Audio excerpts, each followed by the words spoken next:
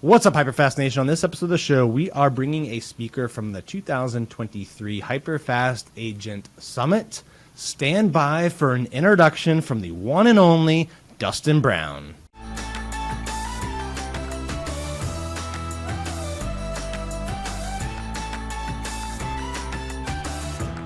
It's what you've all been waiting for. The next speakers are all all-stars of the Florida real estate scene. They're here to share their expertise in the market and help you sell more homes and make more money. Give it up for Justin Watson, Casey Anderson, Amanda Siftar, Jimmy Branham, and Dan Lesniak. Woo!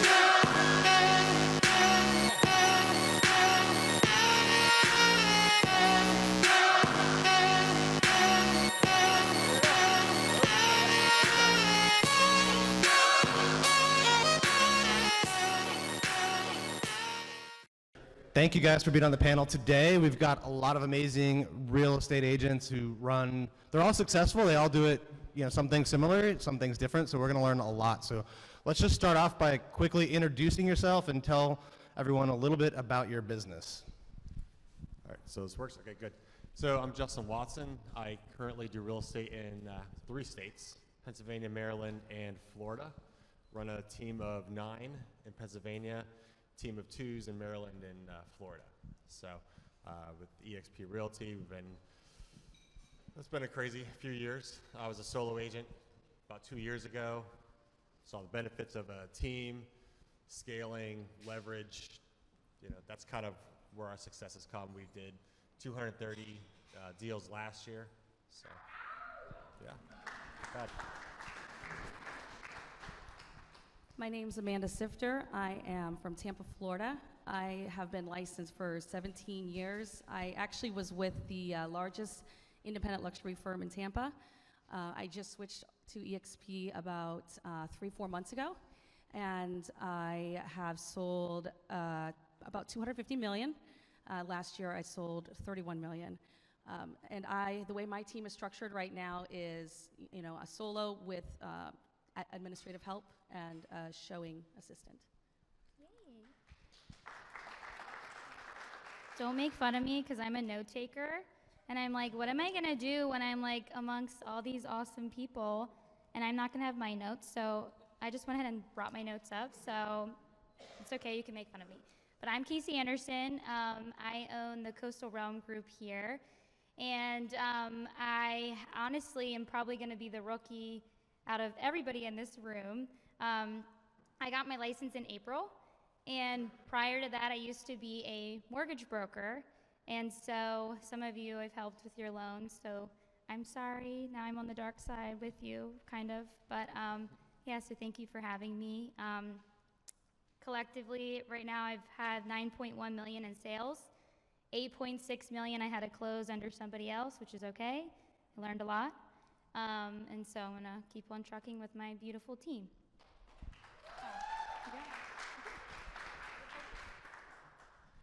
Hey everybody, I'm Jimmy Branham. I've been in the real estate industry for about 18 years now. Am I the only person on stage that's not at eXp?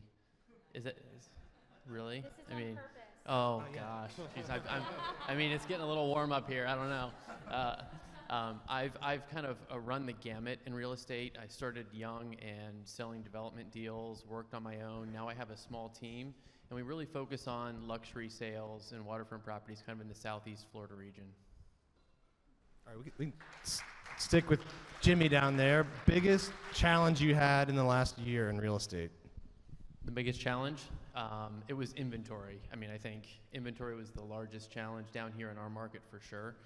We were looking at about 1 month of inventory overall if we were trying to find a single family home for any buyer. That has now jumped up to about 3 to 4 months of inventory depending on where you're at. If you're really digging into a market, you could get up to 6 to 8 months, but it just depends on where you're at. But the challenge has always been finding inventory, and it still is finding realistic inventory in our market right now.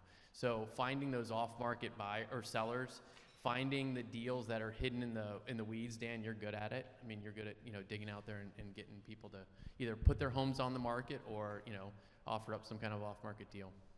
Do you think the you know, you say 3 to 4 months in some places, 6 months in others. Do you think there's like a lot of that's fake inventory, like it's sellers that are priced too Yes. high, and that the real inventory is actually much lower than that? Yeah, yeah. There's a lot of really unrealistic inventory right now. You'll see, if you go check listing history, you'll pull it up, you'll see a property that just hit the market a week ago, you get excited, send it to the buyer, and you go, oh my gosh, this guy bought it for $200,000 a year and a half ago, and now he wants $1.2 million. No way. It's not going to happen. And it's not because of where they bought it. It's really the market's not there. It hasn't caught up to it. And they're just throwing a Hail Mary. They probably have it already out on Airbnb somewhere. They're turning it, they're short-term renting it to everybody that's coming through, and they're like, yeah, you know, if I make $1 million, great. So a lot of the inventory numbers, if you're running straight through the MLS, be careful. Try to dig in a little bit deeper and find out where's the realistic inventory, because you'll see when stuff is priced right, it's flying off the shelves still. It's still going really fast. Yeah, oh, sorry. Hogging the mic. Okay. Biggest challenge for me is I found that sellers would be wanting to sell, and then let's see if everyone can shout out this answer. What would they say? If I sell, what am I going to do? Right? So I would be breaking my back to find something for them, to prepare them to sell.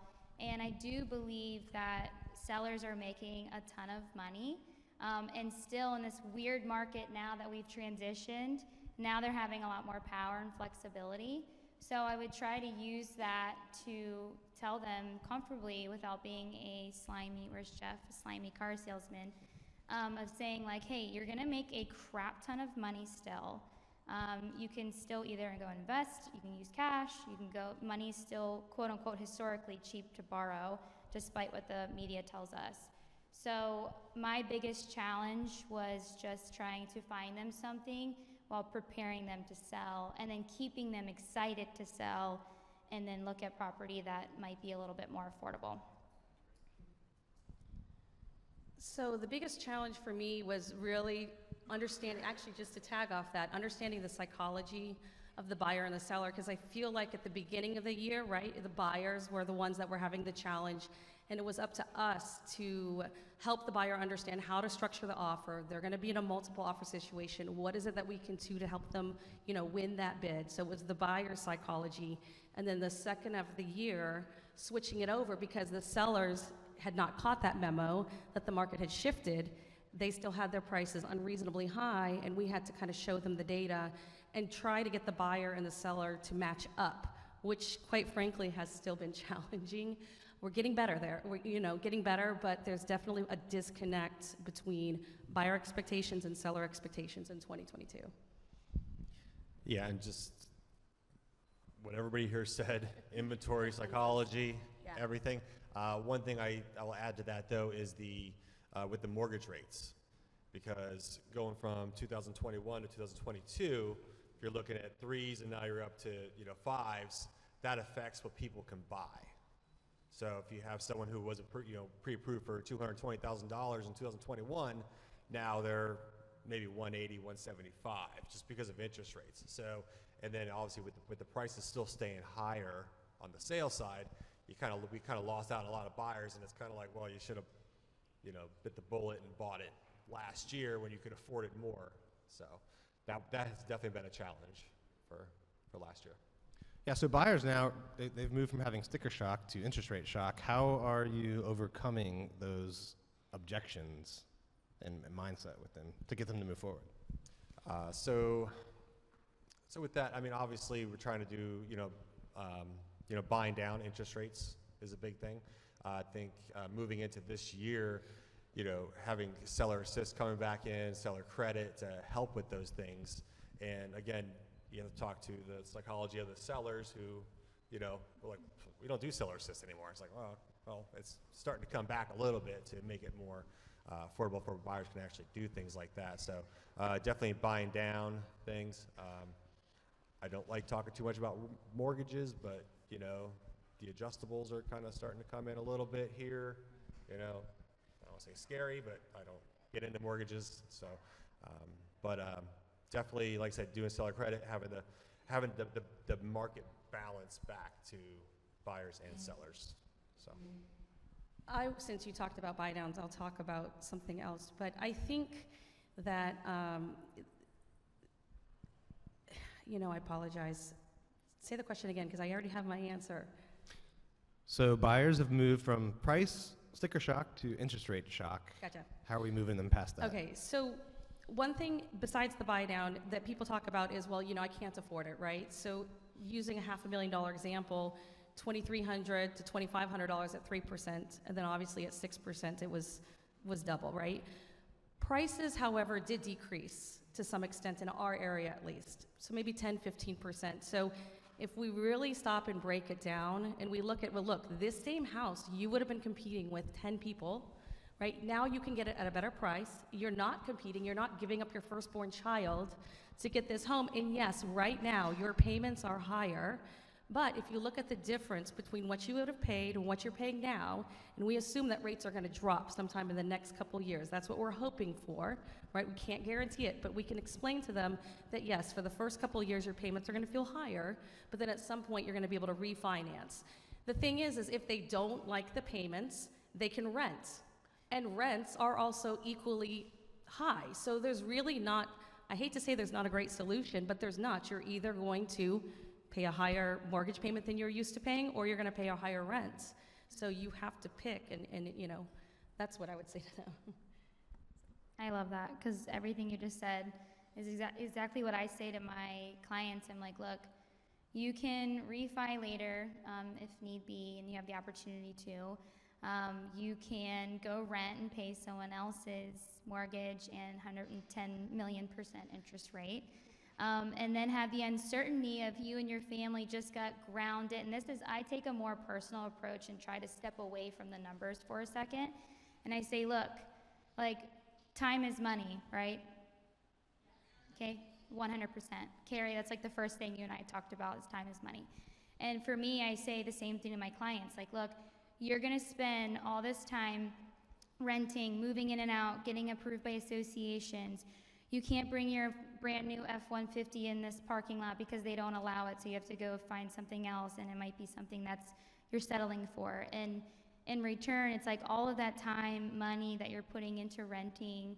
And again, I know each person is different, but I try to take more of a psychological approach of like, you're going to put so much time, effort, energy, loss, heartache, regret in spending money during this rental process. So, but obviously that's not going to be enough for me to say that to a client. What's the logical thing, what's black and white, and which is the numbers. And something that I always focus on with my lender, which I have two lenders. One of them represents somebody in here, I forget, it's USA Bank, but I can't remember the person that's in here. USA Mortgage. USA Mortgage. So Megan Charnako and I, we just had a client recently where the interest rate was really high. Not really high, it was just higher for the client and sticker shock. And I went to the agent and I said, hey, we need a $10,000 credit for the windows, and she's gonna go buy down the rate. And I said, and I really vetted the buyer. This is an awesome single family or single mom.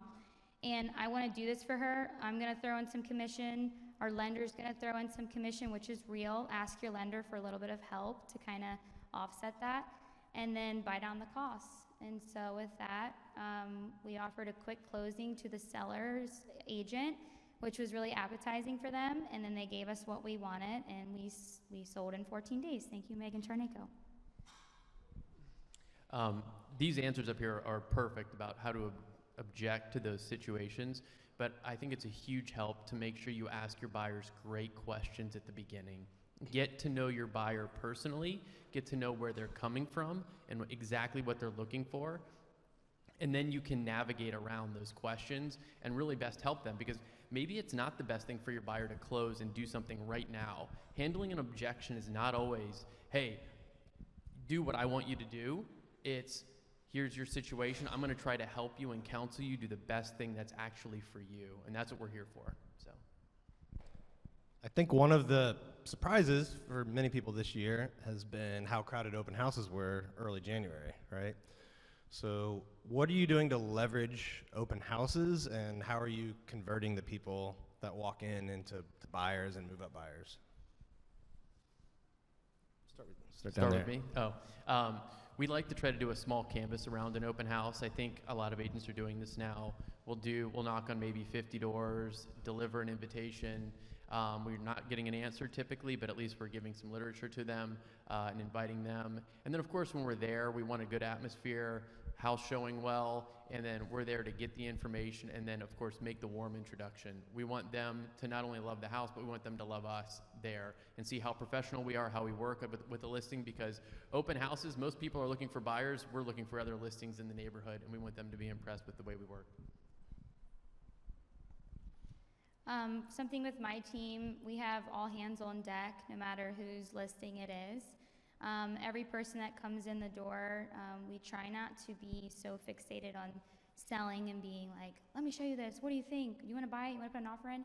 We're more of like, hey, are you local? Because obviously in South Florida, so many people are either born and raised here or it's a gigantic melting pot. So we get relational. Are you local? Are you visiting? Or do you live down the street?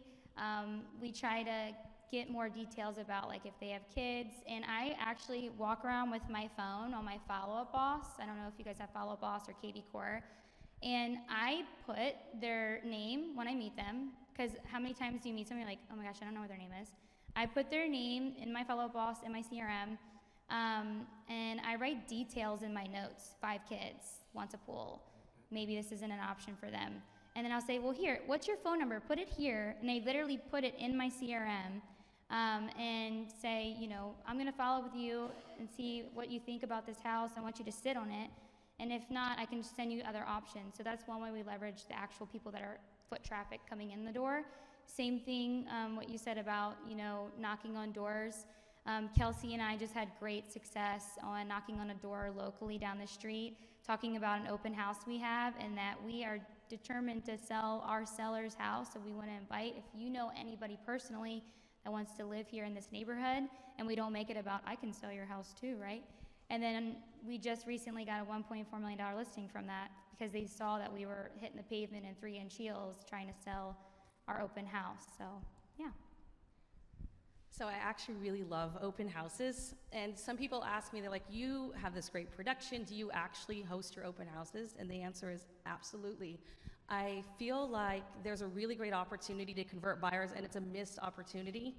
I agree with what they said. I let them kind of do their own thing. I generally ask where it is they heard from us, right? Because I can tell what kind of buyer that is. Are they from out of state? Is it a neighbor? Right? What type of buyer is it? And then once they've kind of toured the house and I feel like I'm at a point where I can connect with them, I actually take the time and I have sheets. If they're from out of state and I want to connect with them, schools, what are the local, restaurants in the area? And I don't necessarily print them. I know some people have their thought process on that, but I want to make sure I'm capturing their information, their correct information. Another thing I feel like that's really helpful in converting them is a lot of times when they come into the house, maybe it's not the house, right? They think they like it online, they get in there. And so I will actually have a printout of the other homes that are for sale within, let's say, a 2-mile radius. At, let's say it's $500,000 to $700,000, and then $300,000 to $500,000. And based off their answer, I will say, look, take this list, go drive around. If you want to see any of those homes, let me know. And if I really am ambitious, I will actually go after, if I have their phone number, forget MLS. I'll go to the neighborhood. Like she said, knock on doors. I will make listings happen out of nothing. I will text that buyer, hey, I ran into a neighbor, and this is what's going on. Would you like to come see this house? They may never buy it, but then there's the opportunity to develop, hey, you worked for me. I want you to be my realtor, and then you also have the opportunity of getting the listing. Definitely. For me, it's planning. I plan everything, and I explained this to a lot of my all my sellers. I need like a week and a half. I plan everything. When it comes to open houses, if I want to do an open house, if I'm going to spend my 2, 3, 4 hours, whatever is an open house, I want it to be the most productive 3, 4 hours possible. So one thing I'd like to do too, as well, is I'll bring in a preferred lender, bring in a title company, someone to do, even sometimes both of them, do a 20-minute presentation on what title insurance is. Most people don't know the difference between mortgage title insurance and personal title insurance. Bring in a lender, first-time home buyers, talk about, there's a million things they could talk about. And then you're actually bringing in a crowd that aren't even interested in that house, but you know what? They're interested in buying a house in the future. So again, everything is, for me, it's time management, circle prospecting, definitely, door knocking. Even if you get an assistant that could just make phone calls, in the neighborhood there. But it's definitely an opportunity to get in front of people, and then obviously, yes, show off the property. I always go to my own open houses because no one knows that property better than I can, and I want to sell that house to the people coming in there. So even if they have agents, my job is to sell the house. So plan. Don't shoot from the hip, okay? So.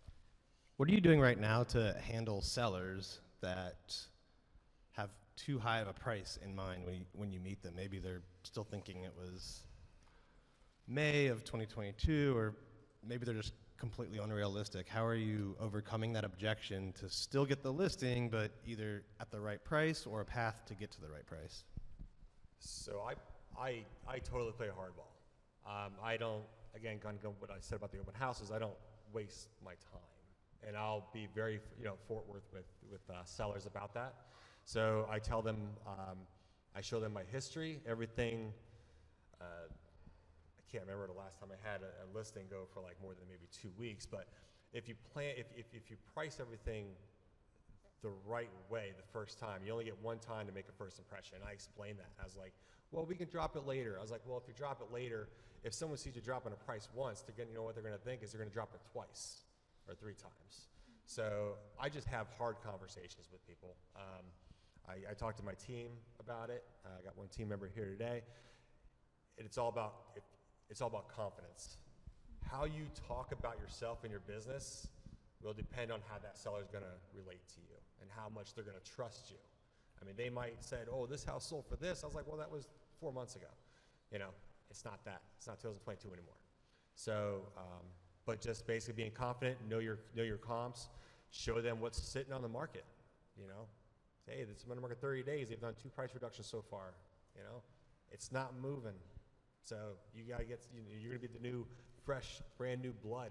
Make it worth it. Do it right. So.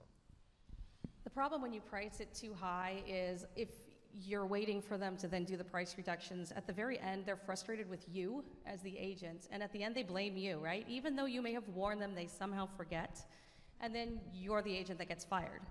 So I actually used to be that agent that if I did not feel we were within maybe 10, 15, 20,000 of what I thought it was worth, I would say to them, I completely respect your opinion. I would encourage you to go with that other agent, and when they can't sell your house, and I said it in a nicer way, call me back, right? That said, I would watch a few of those, and some of them did sell, and I was like, okay, maybe I should tweak this a little bit. So what I now do, here's my compromise, if there's gonna be a compromise, on the listing agreement itself, if I feel like it is worth X and they feel like it is worth a higher X, I write it into the listing agreement up front that within 2 weeks, if we don't have offers and or traffic, we are going to reduce the price to the number that I suggested to begin with. That way we're not wasting a bunch of time. We're getting to what I suggested to begin with. They've had their opportunity to let me show them they were wrong, and now we've already agreed to what that price will be. Wow, I love that. I'm pretty ballsy. I don't think I could do that. But something for me is I love bringing value, and I hate in this industry that there's so many just unrealistic expectations that we just go with because we want the listing. And I'm a firm believer in when you're transparent and honest up front.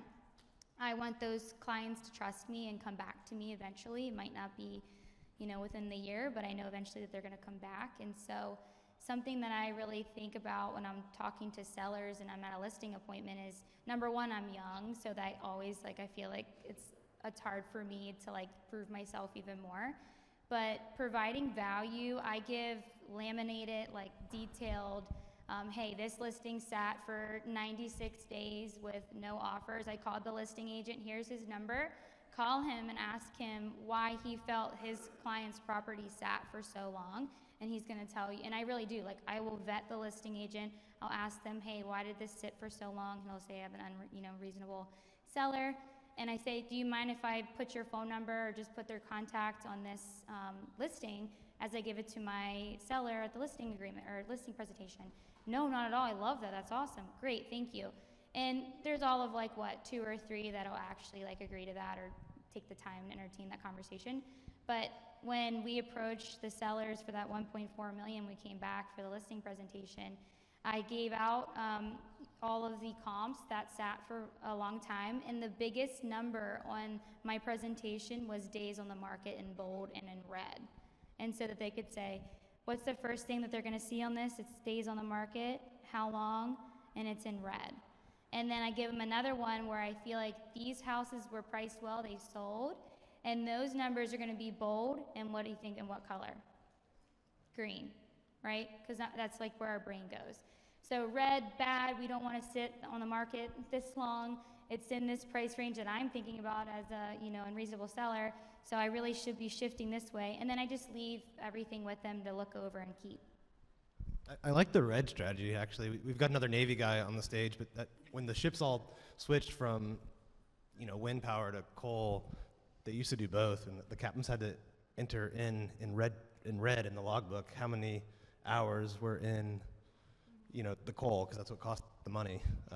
So interesting concept there. That's where the expression redlining comes from, too. We really treat, again, each person and each property differently. If we have a seller that's beautiful southern exposure lot that's going to be $7 million, and they're sitting there going, there's not a lot to comp out, or you've got to finagle a market, we're willing to go in higher as long as we have a clear expectation of where we think a landing place should be.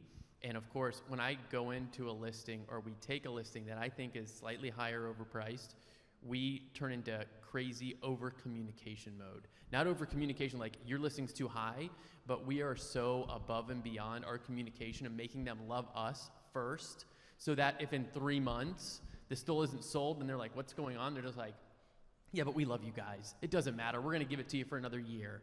And that's just what we do, so. Yeah. That's good.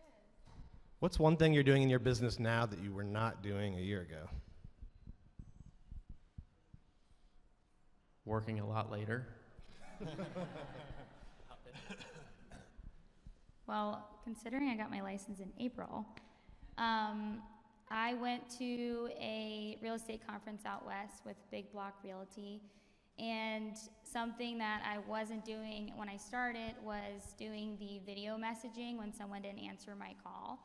And so this year, or not this year, the last 4 months, I've really have tried to focus on if someone doesn't answer me, or it's a lead that comes in or a social media lead, I just send a nice video to their text, and I don't say anything in the text, I just send them the video.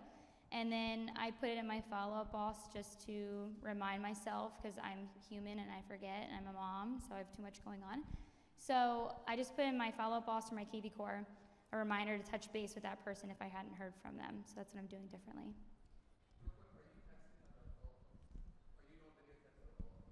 I text out a follow-up boss, but I don't do video because it's just so weird on follow-up boss. Sorry, follow-up boss, I know you're out there, so maybe we can fix that. Love you, but no.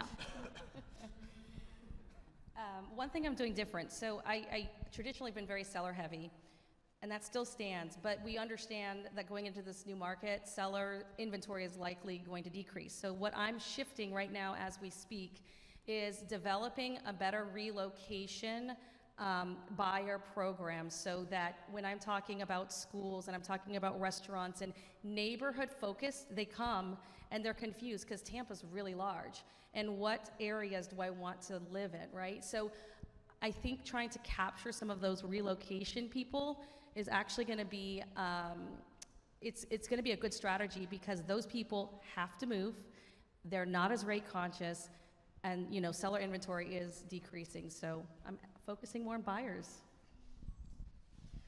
Definitely video content. I was here last year when Jeff was speaking again about the bomb, things like that. This year I'm getting into actually working expires withdrawal listings with simple video messages, send a text message to them. Just say, hey, I saw your property's not on the market anymore. Hopefully you were able to find a buyer. However, if you didn't, if you'd still be open to accepting an offer, let me know. And that's basically, it's like a 15-second video. Just send them out through email, text message, stuff like that. So, but definitely video content, TikTok. One thing about, not off here, but take what you get from this event. Okay, it's the future. I was sitting in an event 4 years ago and they're talking about TikTok, and I was like, okay, no one looked at TikTok. It's huge. So, Teams, everything, video content, definitely. What are you doing specifically on social media to stand out, stay top of mind, and get in front of new buyer and seller clients?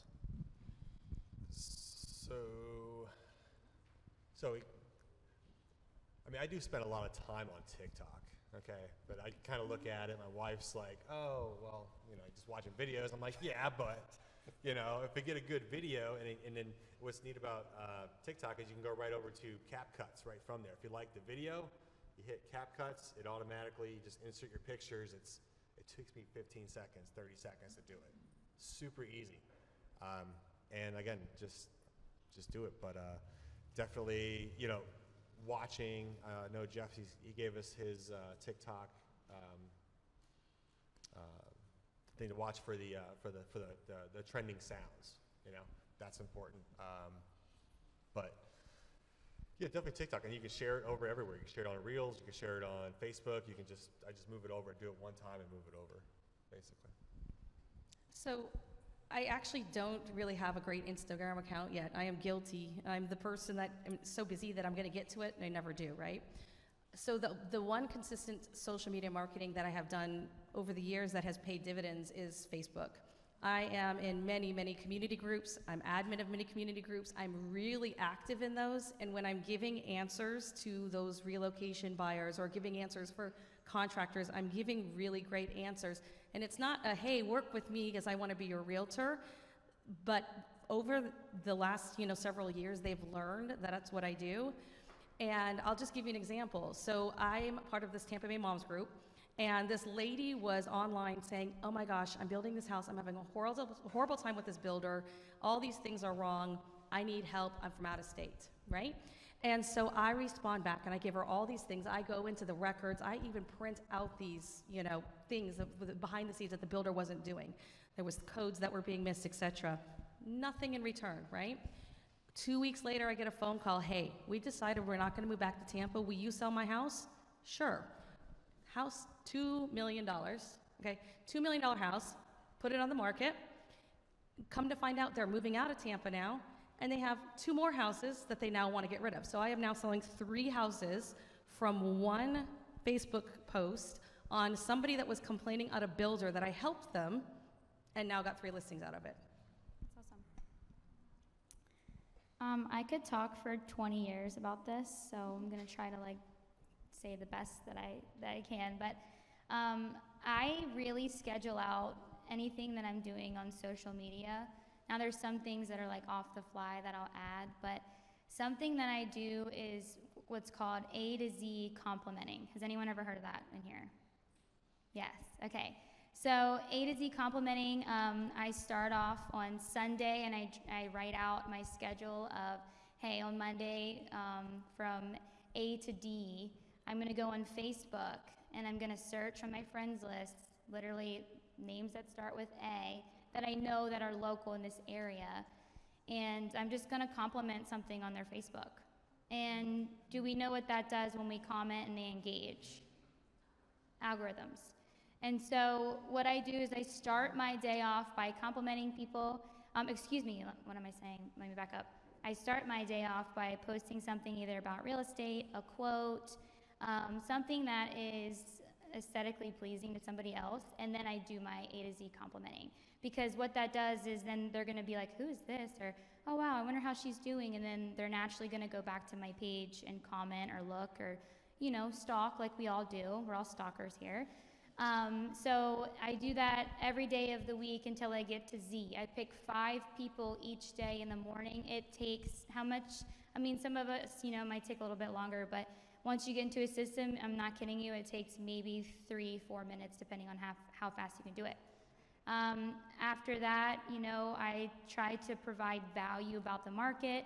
I team up with my lenders to say, hey, how can I reach the financing audience? Because this people in the room, would you say a lot of your clients are financing? Yes? No? Some of you are like, I only work with cash. I wish. But cash is great too, and those buyers, they have specific content towards them about just how to win in the market against other buyers. So I like to provide value. I like to do the A to Z complimenting in the morning.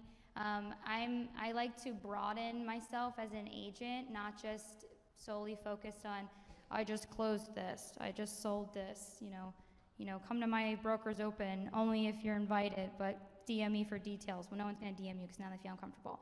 So I try to make myself less fixated on real estate agents and more fixated on buyers and sellers. So providing value to them, this is what the market's doing, making videos, and the best thing that I can also say, and I learned this from Billy Jean, he does great marketing, is just simply holding your phone in your face, okay, while you're walking through an inspection.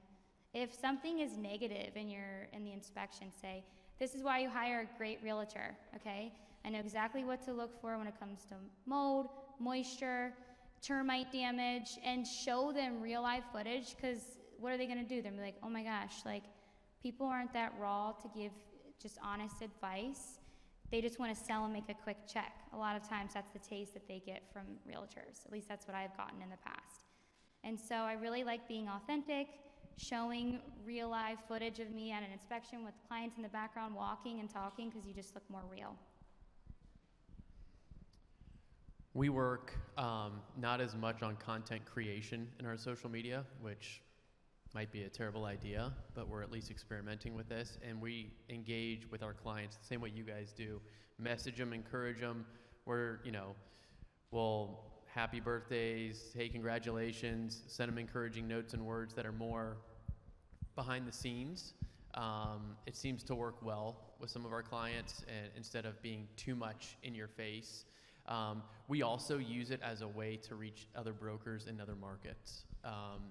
Other brokers for us end up being a big source of business because we work different deals and they trust us and they see us online, and then we're able to work that way. So that's how we utilize it. All right, last one, about 20 to 30 seconds each. If there's one skill you could wave a magic wand and make every real estate agent have, what would it be? Put other people ahead of yourself. I echo that, being authentic and not caving under this fake salesy pressure. Authenticity is key. I feel like if most agents would actually practice, like role play with a partner or somebody, like objections and things in advance, when those would come up, I feel like people would get much further. So I would say understanding what the objections are in advance, so when they come up, you can overcome them easily. Honestly, if they would just answer their phone, it would be great. Seriously. That's the winner. Yeah. I mean, I think that's just goes unsaid here. But I also do think a lot of, like I said, when the market, really took off, you had all these new agents coming in here with really no idea kind of what they're doing. No offense to anybody who came in there, but had them understand that there's now a different market now. So you see them, and then they're just, waiving inspections, double transfer tax, like go everything. I'm like, listen, you're the only offer. I mean, I feel that's my job to do what's best for my client, but I'm like, I kind of feel bad too. So make sure, I wish they could understand the market and actually what their job is. And I know you mentioned it before, do what's best for your client, not what's best for your paycheck. Don't, 100%. Like, I sell the house when I'm the listing agent. I don't sell it when I'm the buyer's agent. So don't sell it. So do what's best for your clients. Thank you. Let's all give it up for these panelists. They did amazing. All right. Thank you for tuning in to this special edition. Carrie and I love doing the HyperFast Agent Summit. We love doing events. And guess what? Even more than that, we love partnering with real estate agents. And now we're, in over 12 states, 15 states. We love partnering with real estate agents from all over the country. If you want to get access to top-level training, to multiple real estate coaching programs, to mentoring from myself and Carrie Scholl, to help in scaling your business and building multiple streams of income by partnering with us at eXp Realty, I would be honored to sponsor you along with Carrie Scholl at eXp Realty. All you need to do is send me a text message to 703-638-4393. Again, that is 703-638-4393. Just text me, yes, it is me, and I will respond and talk to you about how you can partner with Carrie Scholl and I at eXp Realty. Thanks for tuning into the show. We'll see you next time.